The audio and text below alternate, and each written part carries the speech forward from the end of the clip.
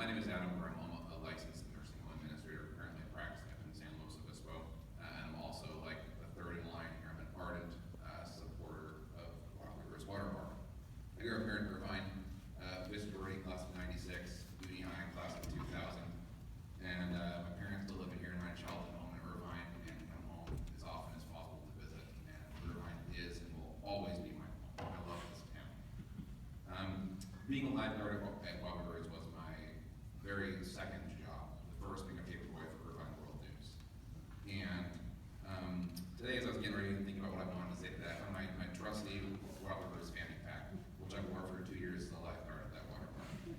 And in that fanny pack is my CPR mask that I was trained with there. And I'm here to tell you, when you're a 16